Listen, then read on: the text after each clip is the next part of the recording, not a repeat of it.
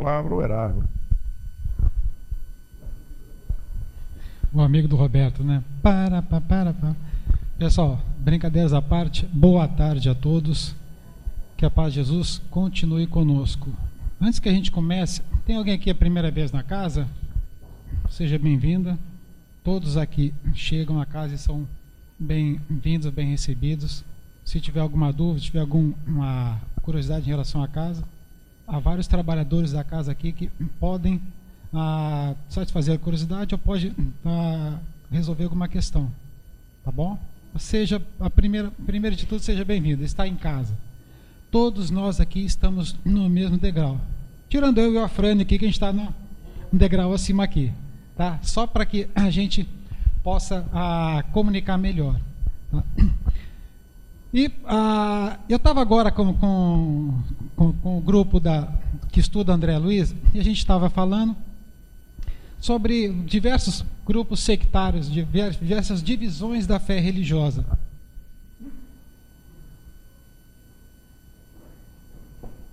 E cada fé religiosa, cada grupo acha que está com a verdade. E cada grupo acha que está bem em relação a Deus, e ele defende que o seu Deus, a gente até brincou em relação a isso, o seu Deus venha a ser o Deus absoluto, e defende aquilo e briga, e nós brigamos por conta disso. E não foi esta a mensagem que Jesus deixou para nós. Nós também estamos falando em relação a essa maldade que está no mundo, né? E às vezes a gente para pensar e a gente fica assim, em dúvida se o bem vai vencer o mal. Não é verdade? Porque às vezes a gente assiste o noticiário e a gente vê lá crime, violência, corrupção. E a gente fica desesperado. Quantas vezes nós já não falamos, ou nós já não questionamos aonde que nós vamos parar? Não é assim? E quantas vezes nós já não falamos uma frase semelhante a essa? Nossa, do jeito que está, não dá mais. Não é assim? Quantas vezes a gente já se questionou em relação à falta de segurança que tem na cidade do Rio de Janeiro? Quantas vezes a gente não tem medo de sair por conta de assaltos, de roubos, arrastões? Agora voltaram os arrastões na praia, e aí tem uma discussão na internet em relação aos problemas sociais, e isso justifica o arrastão ou não? Como é que nós ficamos em relação a esses conceitos? Eu até me adiantei aqui, eu até coloquei para tirar o efeito surpresa, né? Eu botei aqui que nós vamos comentar um pouco sobre isso. Vamos pensar um pouco o que vem a ser o bem e o mal na ótica da doutrina espírita. E é inegável que a gente não fale de bem e mal e também não fale de moral.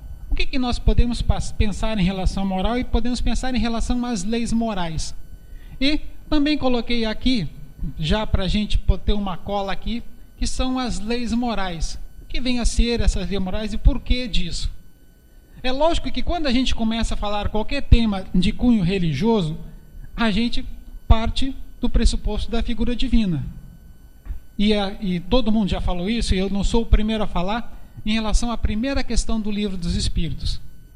Inteligência suprema, causa primária de todas as coisas. Então, na figura de Deus, então a gente baseia todas as premissas religiosas. E também isso não é meu, todo mundo utiliza esse clichê. E se temos um Deus vingativo, a nossa religião vai ser vingativa e assim por diante. Isso não é novidade. Mas o que nós temos de Deus? Ele é o começo de tudo. Ele é a base de tudo e ele é o início de tudo. E ele é inteligência suprema, ou seja, nada é mais supremo que Deus. Nada é mais absoluto que Deus. E todos os seus atributos são perfeitos, eternos e absolutos e assim por diante. Onde a gente pode concluir também que tudo que ele faz é bom, é justo e, por conseguinte, por conta disso, existe finalidade. Nada está por acaso. A gente fala isso direto, né? Nada está por acaso, e também vira um clichê na nossa vida. E o espírita adora clichê, não é assim? E Deus, por conta dessa sua bondade, dessa sua justiça suprema, ele também estatuiu leis que são imutáveis. E Kardec, no livro, na parte terceira do Livro dos Espíritos, ele nos esmiuça isso. ele nos coloca isso didaticamente para que a gente possa compreender. Mas a gente vai ver com o decorrer do tempo aqui que essas leis elas se intermeiam, elas se entrelaçam, elas não estão separadas, não se pode apenas observar em uma lei que a gente vai falar aqui, sem observar nas outras. E Kardec, então, a primeira classificação que ele dá é das leis divinas, ele fala de leis naturais e leis morais. As leis naturais que também todos estão sujeitos, todo o universo está sujeito às leis naturais. Nós podemos colocar aqui algumas delas, do microcosmo ao macrocosmo. Temos as leis quânticas, as leis a quais estão subordinadas todas as partículas quânticas, aos bósons, aos quádrons, aos nêutrons, aos antinêutrons, os neutrinos, os prótons, os elétrons e assim por diante. Tudo nessa esfera, elas não são submetidas diretamente às leis de Newton, que a gente vai falar um pouquinho, só para ilustrar aqui. E até algumas pessoas falam de física quântica como se fosse a panaceia. Na verdade, a ciência estuda isso desde 1900, desde Schrödinger, desde Einstein. Física quântica é física das partículas, só. Tá? E não vamos entrar muito em consideração em relação a isso. No nosso universo normal, no nosso dia a dia, nós temos as leis de Newton, a lei de ação e reação, a lei da inércia, a lei da mecânica, todas as leis da mecânica, as leis do fluidos e assim por diante, termodinâmica, ótica, tudo isso, todo o universo está sujeito a isso. E na parte maior, na parte macro, temos os astros que estão submetidos, além da parte de Newton, também submetidos às leis einsteinianas, né? Tudo próximo à velocidade da luz. Então, do micro ao cosmos, todos são regidos pelas leis naturais, que também são leis divinas e também são imutáveis. E elas regem o nosso universo, no mínimo, há 14,4 bilhões de anos, até onde a ciência chegou. E quando a ciência avançar, ela verá que tem muito mais tempo que isso. Não nos cabe agora entrar nisso. Mas o universo, segundo a questão 27, ele compreende a parte material e a parte espiritual. Na parte espiritual, nós temos as leis morais, que regem os seres vivos, mas regem basicamente o reino nominal. A gente vai mostrar um pouco essa diferença, um pouco o porquê em relação a isso. Não foi por acaso que eu coloquei aqui em 4 colunas. Nós temos então, como o Kardec falou, nós temos a lei da adoração e a lei do trabalho. Depois, na segunda coluna, nós temos a lei da reprodução, a preservação e destruição. Na terceira coluna, nós temos a sociedade, progresso, a igualdade e a liberdade. E a última lei, Jacques, né, justiça, amor e caridade. Essa lei, a lei do progresso, apesar dela estar aqui também nas leis morais, ela diz respeito a tudo, porque o universo está sempre progredindo. Todos os seres, todos os seres da criação também estão progredindo. Então, e essa é uma lei que a gente vai voltar depois. Ela é uma lei que eu colocaria como uma lei básica. Nós evoluímos e é sempre para frente, é sempre constante e nunca para trás. Mas pensando nessas duas leis aqui, a lei da adoração e a lei do trabalho nos ligam com o Criador. Nós temos consciência, diferente dos outros seres da natureza, do reino vegetal, do reino animal, nós temos consciência do divino. E nós nos inspiramos nele, nós nos espelhamos nele. E aí, dentro da lei da adoração, nós também temos a prece. Ou seja, nós conversamos com Deus. Após isso, então, nós temos a lei do trabalho. Nós imitamos o Criador e nós, dessa maneira, nós progredimos. É através do nosso trabalho que nós nos melhoramos, nós desenvolvemos o nosso intelecto. Na segunda coluna, então, essas duas leis basicamente nos ligam com o Criador. Essa segunda coluna, reprodução, preservação e destruição, diz respeito a nós, a preservação da nossa vida e a continuidade da nossa espécie. Tá? Todo ser vivo se reproduz, todo ser vivo tem o instinto de preservação, preserva a sua vida orgânica, e todo ser vivo, para que aconteça isso, ele tem que comer, e ele come outro ser vivo, e ao fazer isso ele destrói. Então a destruição também é uma lei divina e é uma lei moral. Os animais fazem isso também, eles reproduzem, eles preservam e eles destroem. A diferença dos animais para o reino nominal é que eles não têm consciência disso, eles não têm um componente moral para essas 3 leis. Eles fazem porque eles têm que fazer. Eles fazem porque eles têm um instinto de preservação, um instinto de reprodução e um instinto de destruição. Só faz o que é necessário. O homem, já com o intelecto desenvolvido, ele faz isso, já além da conotação moral, alguns vícios também. Porque o vício nada mais é do que a virtude que ainda não progrediu. A virtude que ainda tem que ser burilada. Está vendo como a gente não pode falar de uma lei sem falar em outra? É sempre assim, porque são leis morais, dizem respeito à nossa consciência. Na terceira coluna, nós temos como a nossa vida é regida em relação ao outro, em relação ao próximo. E elas só são leis morais e só aparecem os nossos vícios porque nós vivemos em quê? Em sociedade. Ninguém sozinho é egoísta. Ninguém sozinho tem raiva de alguém. Ninguém sozinho consegue carregar uma mágoa.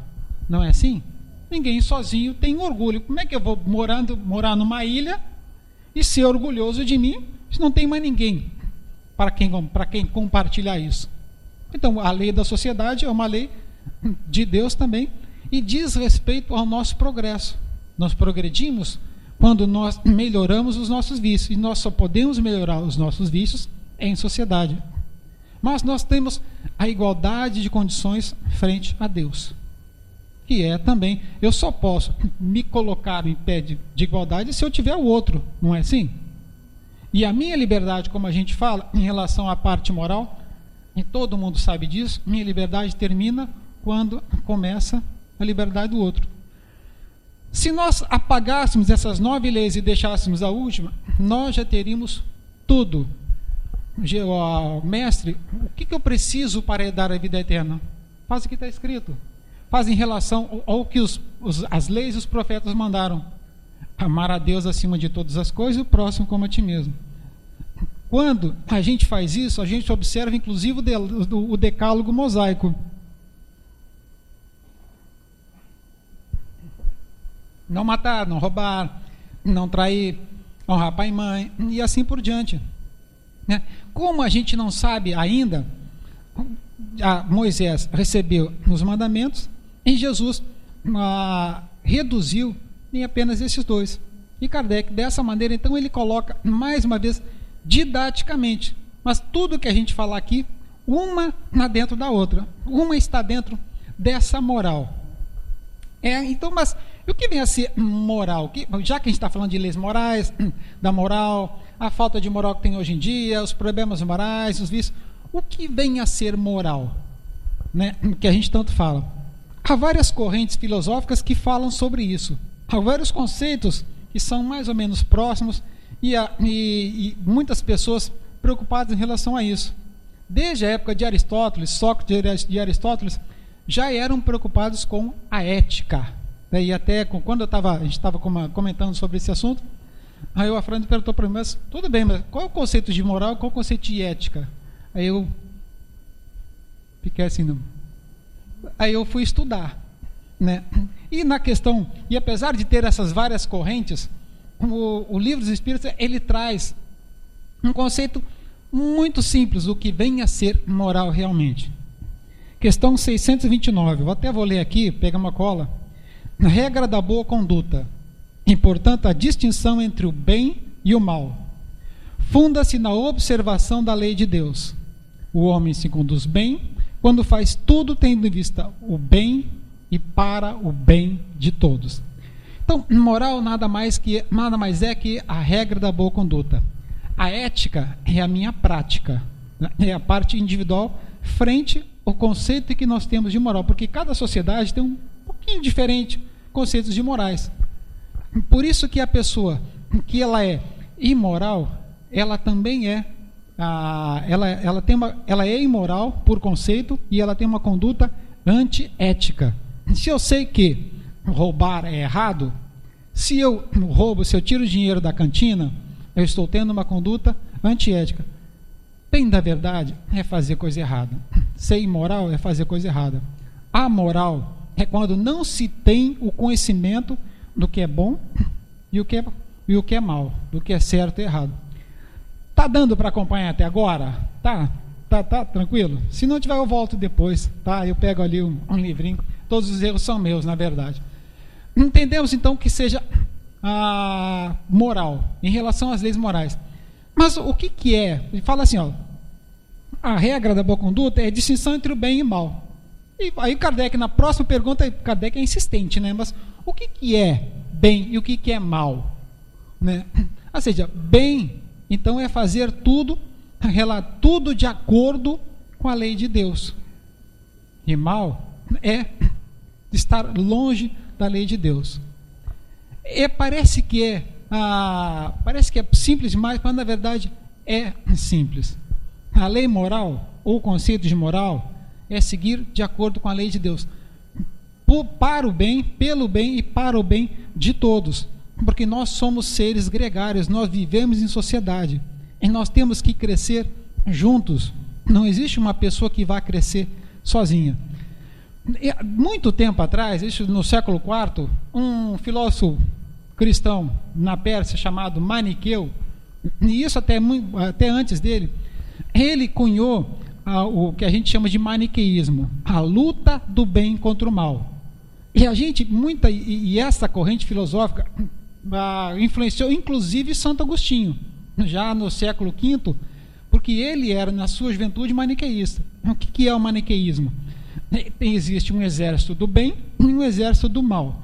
Existem vários anjos aqui para levar as pessoas para o paraíso e vários, até palavra que a gente não pode falar, né? Demônios que levam para a perdição e levam para o fogo do inferno, não é?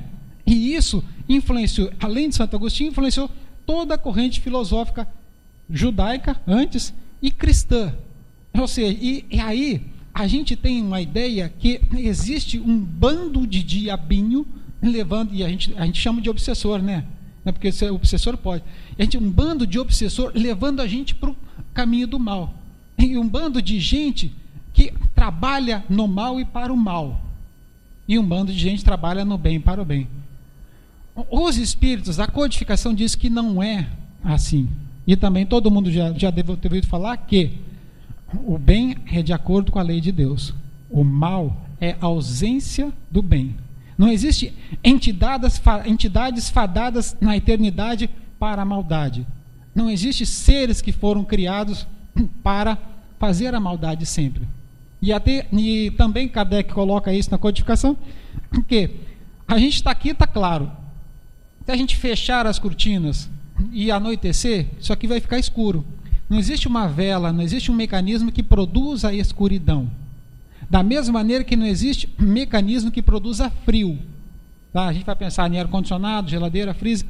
Esses equipamentos, na verdade, eles retiram o calor do lugar e colocam no lado de fora. Se a gente coloca a mão atrás da geladeira, está quente. Então, algo semelhante acontece também com a luz. A escuridão, na verdade, não é a inimiga do calor, da luz. A escuridão é o contrário, é a ausência da luz. Uma frase interessante de Buda diz que a batalha não é do bem contra o mal. A batalha é do conhecimento contra a ignorância. E não existe realmente aquela ideia da teoria do anjo decaído, porque isso vai de encontro à lei do progresso. A lei do progresso nos é explicado na lei do progresso que o espírito, o ser inteligente da criação, ele caminha para frente, ele nunca regride, porque isso seria contrário à lei de Deus. Então, bem é fazer tudo de acordo com a lei de Deus, e o mal é fazer contrário em relação à lei de Deus. E aí nós vamos também, a gente começou a debater esses dias na mocidade, em relação a esses conceitos de bem e mal, bem absoluto, mal absoluto, o moral absoluto, relativo, se a gente pode conceber uma ideia de moral absoluta, uma coisa que seja realmente o suprassumo. Porque há sociedades que aceitam aborto. A moral deles aceita, além de ser uma coisa legalizada, é algo normal entre eles. Há sociedades que aceitam pena de morte, a gente não aceita. Mas quem que está com a razão, ou quem que está próximo em relação à lei de Deus? E aí veio a questão: a moral absoluta, aonde está o absolutismo disso? Por lógica, por raciocínio absoluto, só Deus. A gente não falou no início lá, Deus é inteligência suprema e causa primária de tudo, e Ele é soberano e perfeito nos seus atributos.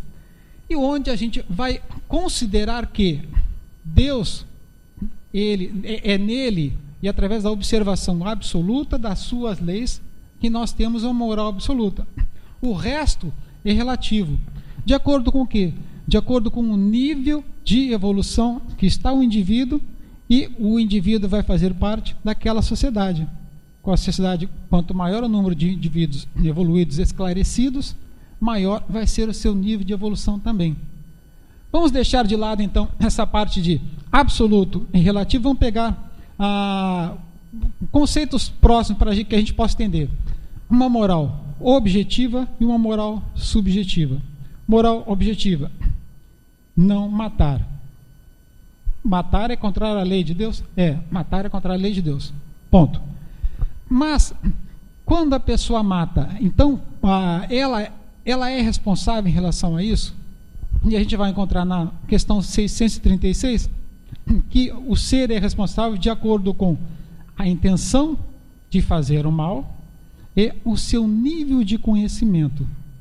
Quando um selvagem, duas questões à frente, quando um selvagem ele mata para comer, para fazer canibalismo, ele não deixa de fazer o mal, mas ele é menos responsável que alguém que está na sociedade. Vamos exemplificar e vamos pegar um pouco dessa parte de matar. Porque é engraçado que a gente fala, né? Matar é errado, mas nós matamos toda hora, não matamos? Nós matamos bactérias, vírus, nós matamos baratas, nós matamos insetos, nós matamos peixes, nós matamos gado, nós matamos cavalo, nós matamos outras pessoas também. Onde que está errado? Ou até onde que está aonde que a gente pode considerar errado em relação às leis divinas, o matar? Poxa, aí começa a complicar, né? Quando entra na parte da moral, começa a complicar. Meu raciocínio em relação a isso diz que matar é um ato. Não podemos colocar assim, certo e errado, bom ou mal. Matar é um ato. Ele passa a ser errado quando nós tomamos conhecimento, quando nós temos consciência. E a diferença de um homem para um animal é, além do aperfeiçoamento da sua inteligência, a entrada na fase da consciência. Então nós sabemos que matar é errado, mas matar está dentro da lei da destruição. Quando nós matamos, por exemplo, uma bactéria, nós estamos observando a lei da preservação. Quando nós matamos para comer, nós estamos também observando a lei da preservação. Quando nós vamos a uma pescaria para nos divertirmos, começa a entrar o conteúdo moral. Vocês estão vendo? Quando a sociedade, quando o planeta evoluir para de regeneração, um mundo feliz, que nós não precisarmos mais comer carnes, nós estaremos num outro estágio. Tá? Por enquanto, no nosso estágio primitivo, e isso também está dentro do livro dos Espíritos, na lei da destruição, nós ainda nos alimentamos. O bem continua sendo bem e o mal continua sendo mal. O que muda é o conhecimento, a responsabilidade moral e a intenção de fazer o mal. Continuando ainda no exemplo de matar, né? Vamos pensar em relação ao aborto. Do ponto de vista moral, é errado fazer aborto. Por quê? Porque nós estamos privando um espírito que vai começar a vida em um espírito indefeso. E por que normalmente a sociedade realiza um aborto? Porque vai privar a sua vida particular, que não vai poder mais viajar, porque não vai poder contar para a sociedade que está grávida, porque vai atrapalhar o casamento, que vai ter que separar, porque foi algo extraconjugal. Vários e vários pontos. Então, do ponto de vista, está pensando só no quê?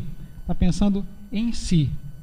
O vício é aquela atitude, aquele comportamento que nós temos pensando em nós. A virtude é aquele comportamento que nós estamos pensando mais no outro. Então, egoísmo e altruísmo. As duas pontas de uma mesma linha. Não existe um exército do egoísmo e um exército do altruísmo. Faz tudo parte desse nosso processo evolutivo. A pena de morte é semelhante a isso. Nós também estamos evoluindo. Então, de acordo com a evolução daquele povo, vai ter uma concepção diferente em relação ao que é bom e o que é mal, em relação ao que é bem e ao que é mal.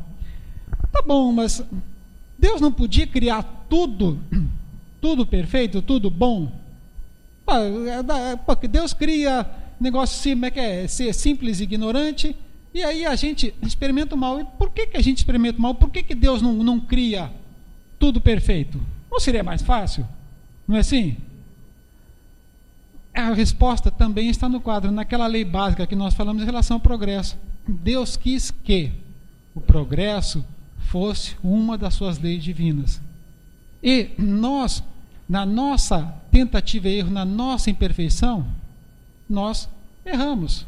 O erro faz parte do processo evolutivo. É tentativa e erro, é Pavlov, é reflexo condicionado, e assim por diante. Na questão 120, Kardec pergunta se todos nós temos que passar na fieira do mal. Ou seja, no caminho do mal, temos que trilhar o mal. Tá. Os espíritos respondem que não, pela fieira do mal não, pela fieira da ignorância. Nem todos aqui nós não precisamos praticar a maldade para saber que a maldade é errado. Nós não precisamos praticar as coisas erradas para saber que isso é errado. Mas de acordo com a evolução do nosso processo, nessa nossa caminhada, nós erramos. E através da lei da justiça, nós temos que reparar esses erros. E quando a gente erra, a gente tem que voltar. E para isso, então, depois que nós tomamos consciência, nós nos arrependemos, nós sofremos, nós expiamos, mas o processo, ele só completa, ele só fecha o ciclo quando nós... fugiu a palavra agora? Sofrimento, expiação, reparação. Quando nós reparamos, ou seja, é sempre refazer algo que deixou para trás. Não adianta nada, não completa o quadro pelo simples fato de se arrepender. Nós temos que sofrer, nós temos que expiar e depois nós temos que reparar. Tá bom, tudo bem. Até aqui nós já entendemos o que é moral, nós entendemos que é bem e mal, nós entendemos que Deus, através da lei do progresso, Ele nos criou simples e ignorante, e faz parte do nosso processo tomar conhecimento do mal, sofrer em relação ao mal, porque Deus nos criou com iguais condições. Mas mesmo assim, há muita maldade no mundo, não há? Tá bom, a gente fala aqui, mundo de provas e expiações, é assim mesmo, e não tem jeito. Mas há maldade. E a gente estava até comentando no grupo agora assim, nossa, parece que, e já comentamos aqui também, parece que tem mais mal que bem, não é assim? E a gente liga a televisão e, parece que está saindo pingando assim, está saindo sangue do lado, a gente acessa uma página do Facebook, só coisa ruim. Como é que a gente fica em relação a isso? Achei interessante uma consideração que diz o seguinte: cada um aqui vai receber, tem uma tarefa de limpar um pouquinho da sala aqui, e vai receber uma vassoura, vai receber um pano e uma vela. Por que uma vela? Porque vai estar de noite e a crise de energia elétrica está muito grande, e cada um vai receber uma vela para limpar o seu canto. Aí estragou, não, já não precisa mais vela. Aí o que a gente vai fazer? A gente vai pegar e vai limpar. Aí o Afrânio, um cara bacana, ele, vamos ajudar esse pessoal. Ele pega e acende a luz. Nossa, quanta sujeira ainda tinha, não é verdade?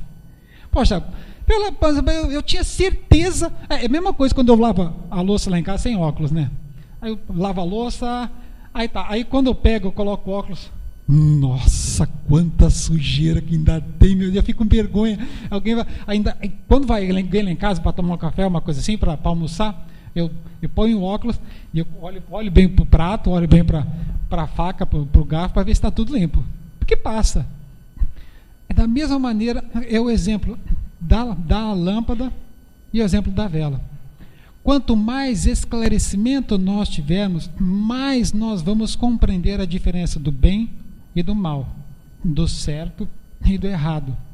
Quanto mais luz nós tivermos, quanto mais evoluído nós formos, maior vai ser o leque da nossa compreensão das coisas que são certas, que antes nós não nos preocupávamos. Década de 70, quantos aqui andavam com cinto de segurança no carro? Os carros nem tinham cinto de segurança naquela época. Não tinha, era acessório. Década de 90 começaram a falar isso. Primeiro, o cinto de segurança era obrigatório nas estradas. O meu primeiro carro que eu comprei era um Fiat 147, verde, bonito. Eu achava que eu estava arrasando. Ele não tinha cinto. E depois, um outro carro que eu comprei, uma Paraty, só tinha o cinto aqui embaixo. Não tinha cinto 3 pontos. Hoje é inconcebível que a gente compre um carro sem cinto. É ou não é? Mudou? O que mudou? A nossa compreensão em relação ao que é certo e o que é errado. Da mesma maneira, a gente tem uma impressão, uma sensação que hoje há mais gente fazendo maldade do que gente fazendo coisas boas. Na verdade, a nossa compreensão, a nossa aceitação em relação ao que está acontecendo. O roubo mais faz, de um tempo atrás, na política de 50, 40, 30 anos. Hoje nós ainda levamos esses resquícios frente a essa nossa cultura, mas nós já não aceitamos da mesma maneira, já não vem tão goela abaixo, porque a nossa concepção em relação ao que é certo e errado vai expandindo. Quanto mais evoluídos nós formos, maior vai ser essa compreensão e menos vai ser a nossa aceitação. Além disso, o mal, por ser uma energia com uma baixa frequência, faz mais ruído. E até falaram no grupo, mal da notícia. Qual é o jornal que vai noticiar a pessoa que atravessou a rua na hora certa? Isso não é notícia. Agora, noticiar um carro que furou o sinal vermelho, que matou uma pessoa, isso vira notícia. Quando a gente fala de um fim de semana que teve arrastão na Zona Sul, na praia, a gente fica alarmado, Agora, quantos finais de semana que não tiveram arrastão? Quantas pessoas são assaltadas durante o dia? E quantas pessoas que assaltam durante o dia? Agora, quantas pessoas que não assaltam ninguém? Quantas pessoas que são boas? O bem é humilde, o amor é calmo, o amor é manso, o amor é benigno. Já dizia Paulo em Coríntios 13, o bem, as pessoas boas, não fazem propaganda de si, até porque fazer propaganda é algo egoísta, é algo pensando em si e não é algo pensando nos outros. A população carcerária do Brasil gira em torno de 700 mil pessoas. É um número aproximado. Se a gente pensar que nós somos 200 milhões de habitantes, um número aproximado seria que a população carcerária é de menos de 0,5% da nossa população. Se nós extrapolarmos 2 vezes a quantidade de criminosos, de gente que praticam o mal, dobrar, triplicar, quadruplicar, colocar 5% de brasileiros voltados e devotados para o mal, ainda assim é um número muito pequeno. Na verdade, a sensação de insegurança que nós temos, ela é exatamente isso. É uma sensação de insegurança. Quando a gente coloca em números estatísticos, ela fica muito menor do que ela realmente parece ser. E há muito mais gente querendo fazer o bem, muito mais gente procurando o bem. Acordem 5 horas da manhã, peguem o BRT, vão na Taquara, vão na Estação da Alvorada, vão na Estação do Brasil, peguem a linha amarela, vejam quanta gente indo por trabalho, quanta gente pagando o seu imposto. Contente não, né? Eu também não pago, por isso que é imposto. Mas quanta gente na senda do bem, quanta gente querendo progredir, quanta gente respeitando um outro. Então, o bem não está perdendo a batalha para o mal. O bem, nós estamos ainda no processo evolutivo e que nós precisamos acender mais luzes, que nós precisamos realmente saber, discernir e fazer isso para a nossa vida. Porque é muito fácil, isso também não é meu, muitas pessoas chegam aqui na frente e falam, o Evangelho, a palavra do bem, não é para o outro, não é para o nosso vizinho, não é para a nossa amiga, não é para o companheiro que fica do lado, não é para aquela moça lá do meu trabalho, não é para minha sogra, não é para minha mulher, não é para ex-mulher. O Evangelho, a reforma íntima, é aqui dentro.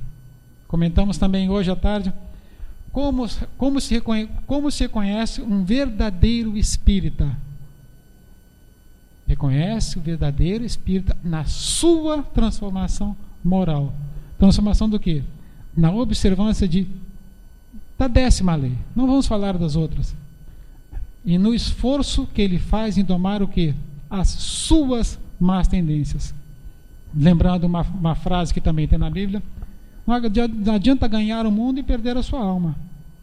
Na hora que a gente vem sozinho.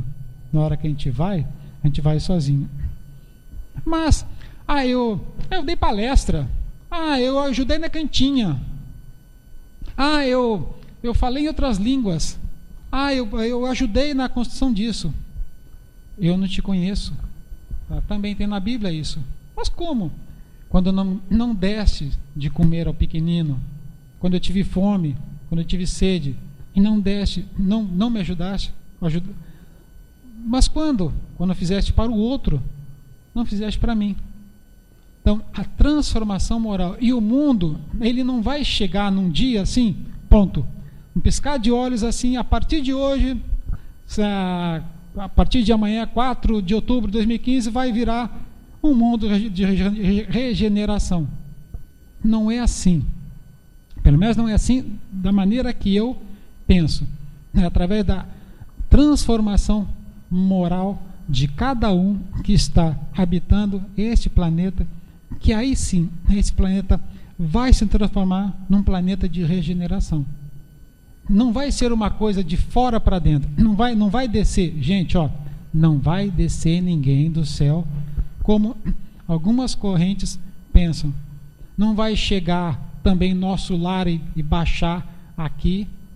É através da nossa transformação, é através da nossa aceitação do que vem a ser certo e errado, que aí sim, através do exemplo, e o Eufrânio leu na mensagem inicial, através do exemplo que nós deixamos, que no texto está para o neto, um exemplo que está para os outros, para as próximas gerações, porque a palavra convence, mas o exemplo arrasta. É aí sim que nós vamos realmente discernir o que vem a ser o bem e o mal. E quando a gente consegue discernir o que vem a ser bem e mal, toda vez que a gente não faz, incomoda a gente.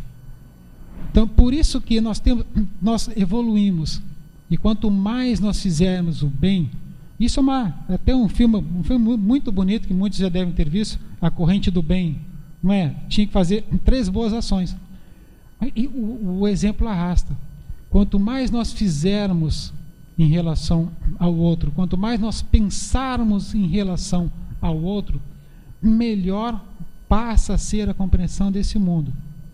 E o mundo não está ao léu, não está sem ninguém no leme. Vamos pensar que Deus está no leme. E vamos pensar que nós, assim como Ele, através da lei do trabalho, nós temos que fazer a parte, preocupados com a nossa reforma, preocupados com o nosso melhoramento espiritual e nós vamos fazer daqui, com certeza, um lugar cada vez melhor.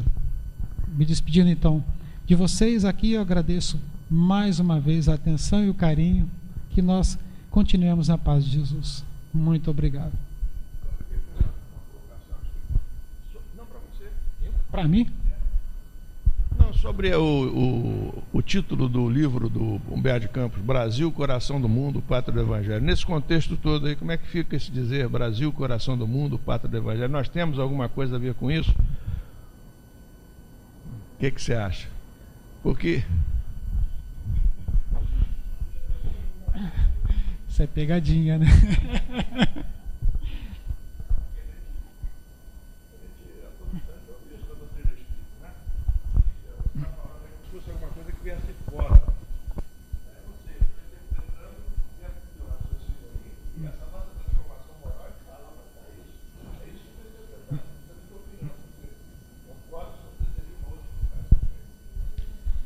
Bom, essa é a minha opinião em relação ao livro Brasil, Coração do Mundo, Pátria do Evangelho. É a minha opinião, não tirei isso de nenhum livro. Houve uma grande corrente, e a gente falou isso essa semana na mocidade, uma invasão organizada dos espíritos no século XIX. Começou em Hydesville, com as irmãs Fox, e várias outras ocasiões também, e aí virou uma brincadeira na sociedade, aquele negócio de mesas girantes, né? Como nós fazíamos há 2 décadas, aquele negocinho do copo, né? Ficava brincando lá com o copo, invocando espírito e assim por diante. O fato é que houve uma invasão desses espíritos. Concentrados aonde? Concentrados na França, a pátria do iluminismo. Então, lá, toda essa corrente filosófica, através da abolição da Bastilha, da abolição da monarquia, depois teve aquela época do terror, onde mudou tudo, volta a Napoleão, mas as correntes filosóficas, o iluminismo, o positivismo, tudo ficou concentrado na França. Todos os espíritos desta leva, eles estiveram lá. Se a gente volta agora para a França, e eu morei na França, não há um centro espírita originário daquela época. O que muitas das vezes nós encontramos lá na França é centros espíritas abertos, fundados por brasileiros. De onde eu suponho que todos aqueles trabalhadores que estiveram lá naquela época, como são seres imortais, eles migraram para algum lugar. Arthur Conan Doyle, o que escreveu Sherlock Holmes? Ele também escreveu a história do Espiritismo. E ele conta lá o aparecimento do Espiritismo em vários países e a diferença que há nesses países. O Espiritismo que nós temos na Inglaterra é diferente do Espiritismo que nós temos nos Estados Unidos e diferente que nós temos o Espiritismo no Brasil. Aqui no Brasil, nós conseguimos, nesse século, um pouco mais de um século, desde Eurípides, Bezerra de Menezes, Schutter, assim por diante, Chico também, nós concentramos aqui o caráter religioso, naqueles 3 pilares, né? Religião, filosofia e ciência. Na Inglaterra, ficou basicamente ciência. Eles não pensam em relação à filosofia. Também tive a oportunidade de morar um tempo na Inglaterra, e quando se fala em espiritualismo, é basicamente ciência. Os Estados Unidos, eles não veem também, eles não estão preocupados com o caráter religioso. O único país dos que eu conheço que está preocupado com as 3 correntes é o Brasil. Daí que eu, refletindo, isso é meu, não é num livro, não está na codificação, eu vejo que nós tivemos um grande afluxo de franceses para cá, e aí nós temos uma admiração tremenda pela França, por Paris, pelo iluminismo, por tudo isso que tem na França. E aí eu vejo nessa maneira a responsabilidade que essa geração, que nós espíritos encarnados e desencarnados, que agora estamos no Brasil, de alavancar isso. Todos os seminários internacionais, onde há presença de Raul Teixeira, de Valdo Franco e assim por diante, Chico também, todos esses seminários, os seminários internacionais, eles são patrocinados, eles são alavancados pelo Brasil. Dessa maneira, eu vejo essa importância do Brasil do ponto de vista moral. Podemos falhar nessa questão? Podemos. Da mesma maneira que Allan Kardec poderia ter desistido da sua missão. Da mesma maneira que Alexandre, Napoleão falharam na sua missão do ponto de vista moral, não do ponto de vista territorial, nós também podemos. Então não é uma mágica falar assim, ó, o Brasil é a pátria, é coração, pátria do... Não é uma coisa mágica, não é uma coisa que nós temos aqui. E nesse livro também, eu vejo no início uma parte poética, dizendo assim que Jesus não conhecia aquelas terras do Cruzeiro. É uma licença poética. Mas o que cabe para nós aqui é a responsabilidade de nós, espíritos que já passamos em várias fieiras, e desde a época lá da latina, desde os romanos, que reencarnamos, que voltamos na pátria, da pátria espiritual, passamos pela França, passamos pela Espanha, e agora nós estamos aqui. Só que das coisas boas que nós fizemos, nós também fizemos coisas ruins, coisas erradas, ruins não, erradas, por conta da nossa ignorância. E nós estamos nos burilando em relação a isso. É mais uma responsabilidade de ser o coração do mundo do que ser um privilégio. Mais algo que nós temos que segurar, porque foi nos dado isso, do que algo que a gente tem aqui. Simplesmente a gente tem que se orgulhar. Mas esse, como eu disse, é o meu ponto de vista em relação ao nosso trabalho frente ao Espiritismo. E Espiritismo, isso também é a minha opinião, Espiritismo não é centro espírita, Espiritismo não é federação espírita. Espiritismo é o Evangelho de Jesus explicado para que ele sirva de consolador. O Espiritismo é basicamente isso. Se a gente não souber disso, a gente tem que voltar aos cursos iniciais, porque o Espiritismo é a linguagem de Jesus reexplicada, a linguagem de Jesus, a mensagem de Jesus reeditada. Consegui. Tá bom, obrigado. Eu acho que de certa forma confirmo o que eu estava querendo. Você falou em transformação moral, quer dizer, esse Brasil, coração do mundo, pátria do Evangelho, não é uma coisa automática, né? Porque afinal de contas nem todos nós somos franceses do passado, né? Estamos aí reencarnados também de outros lugares. Então o que vai alavancar realmente essa transformação é a nossa transformação moral, que encaixa na mensagem que ele passou para nós.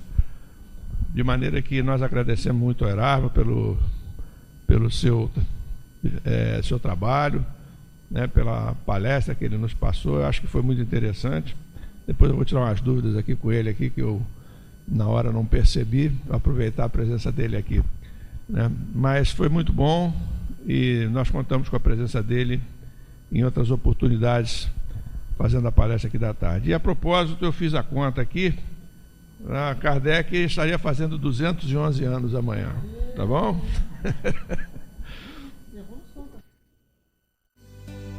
Nesta jornada, pelos caminhos da luz, ele deu-lhe apóstolo.